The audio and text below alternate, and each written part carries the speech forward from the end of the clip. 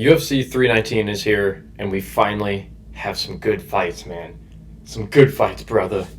I'm skipping the early prelims. No one knows anything about those two flyweights, man, and there's a woman fight on there. I'm not talking about that. Sorry. All right, first fight, we got Brian Battle versus Nursultan Razubiev. Sorry if I butchered your last name, brother. All I know is this guy is tall. I remember watching him versus Joaquin Buckley and just not impressed. He has excellent power for the middleweight division, like he's a super tall middleweight. He's got like crazy power in his hands. And then you go over to Brian Battle. Brother, your last fight was a pooper stinker. You missed weight and you hugged Randy Brown for 3 rounds. If I had to go against Randy Brown, I'd be hugging him too. He's that amazing body. But yeah, I mean, he does great work in the clinch. His strength is in his jiu-jitsu, and I think that he's going to get it done against Mr. Nursultan. But I think it's going to go 3 rounds. I do believe Brian Battle's going to lose the first round, then he might recover, and then I think he's going to win the next 2 rounds just because he's going to realize, oh, I should probably wrestle this guy. Next, we got Edson Barbosa versus Draka Klose. Call me crazy. If I had to put this on a parlay, and if I wanted to turn $5 into a lot more, I'm going Edson Barbosa knockout here. I don't know what it is. I think this is going to be a classic Unk fight that we're seeing a lot this year. All the Unks are winning. Michael Johnson, bro, just defeated Mr. What the hell is his name? Just defeated Mr. Zellhuber. So going Edson Barbosa, I think he's going to get a spinning wheel kick knockout, and everyone's going to be like, oh my gosh. Next, got Chase Hooper versus Alexander Hernandez. So every time I watch Alexander Hernandez, I'm literally never impressed. Every time he wins, I'm rooting for the other guy just because the way he looks like he deserves to be punched. Like, there's something about him that just kind of pisses you off. I don't really know what it is. And then you look over at Chase Hooper, he's kind of the opposite. He's just like a nerdy looking guy who you're just like, I'm rooting for him, you know? Seriously though, Chase Hooper's like progression over the last couple of years is just insane. This win streak that he's going on, he's looked super impressive. His jiu-jitsu is insane. I remember watching that Clay Guida fight. Dude, it was just a jiu-jitsu masterclass, floating all around him, finding arms, finding legs, attacking from everywhere. Really love Chase Hooper's jiu-jitsu. Obviously, it's his strength, but his stand-ups is getting a lot better, too. I think he's pretty formidable. This is not an easy fight for him. Alexander Hernandez, he's a great boxer. You know, he's going to primarily keep it on the feet, but I don't think he's so elite to where, like, the takedown just isn't there. I think he's super open to takedowns, and I think Chase Hooper is going to get it. I don't know if it'll be round 1. I think we could see Chase Hooper get, like, you know, in a little bit of trouble, but I think Chase Hooper is going to get a submission, and I think it's going to be in round 2. That is one I would probably throw $5 on as well. Okay. Ignore that. We got Gerald Meerschaert. And then Michael Alexushizuk. You know, I'm doing my best to really show off my Chael Sonnen skills, or Chael Sonnen, you know, by mispronouncing all these names horribly. He's really good at that. He doesn't really do research. I'm not going to lie. This one, I don't know what the odds are on this. Obviously, he doesn't say on here. I'd say this is pretty 50-50. Meerschaert is super, you know, he's got a lot of experience in the UFC. Obviously, he's got a great submission game.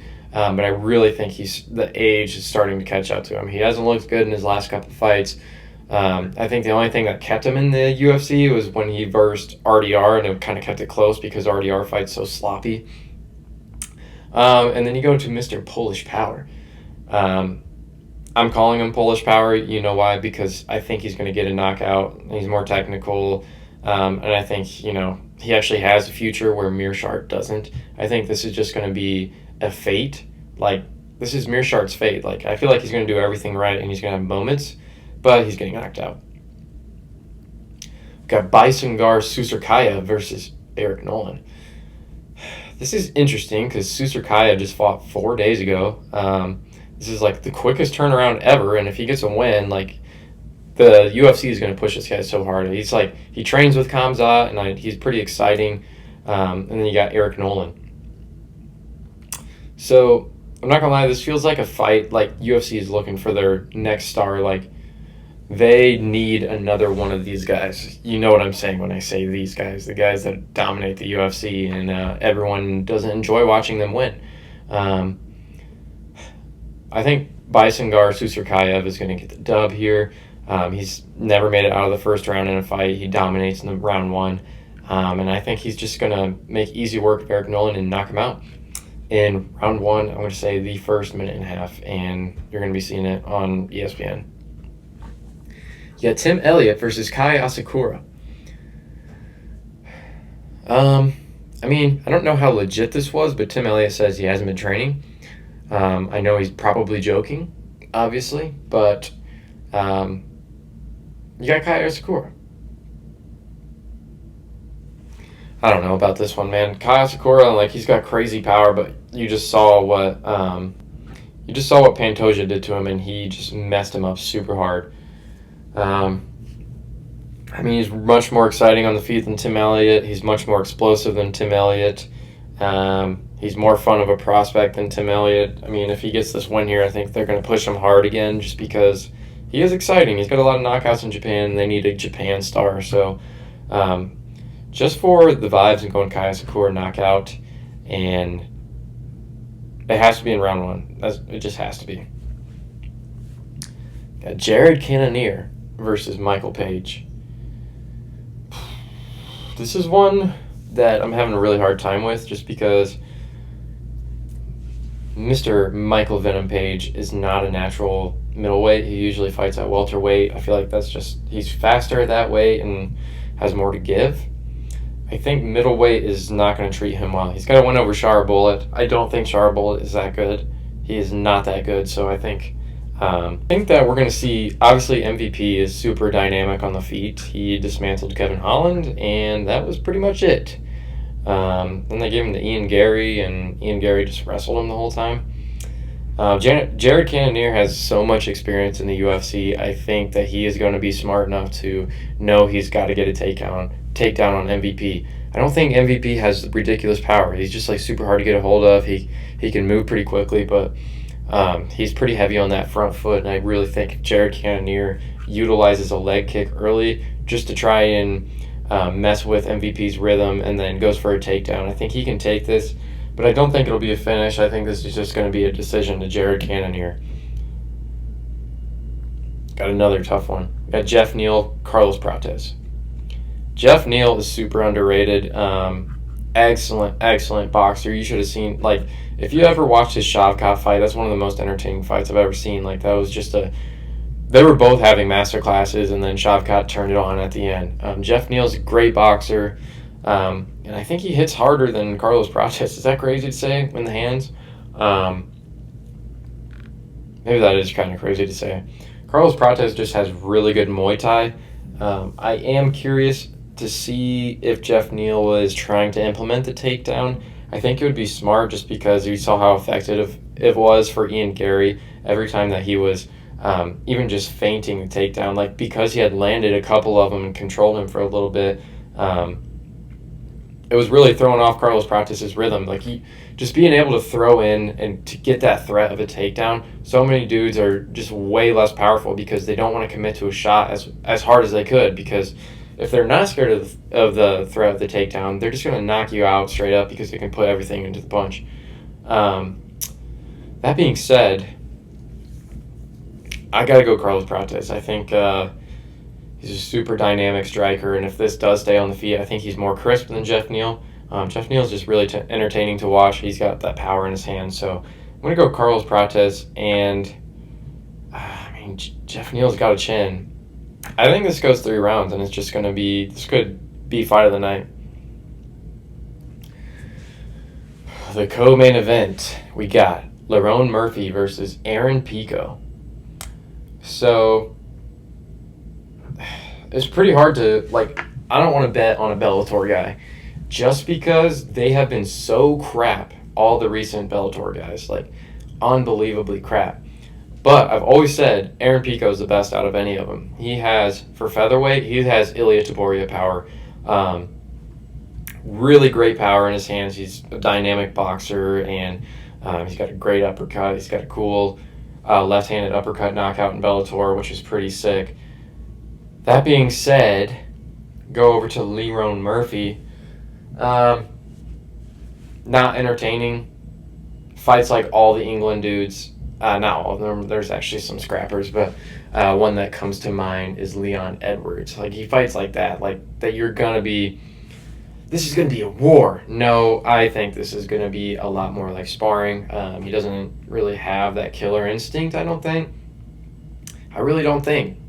Same with Leon Edwards. But Lerone Murphy is a great fighter. Like, he's pretty skilled. He has great IQ, and most of the time great IQ means you're going to be winning decisions, which people don't like, which I don't like. I want to see you be exciting. I want to see a reason for you to even be challenging for the title.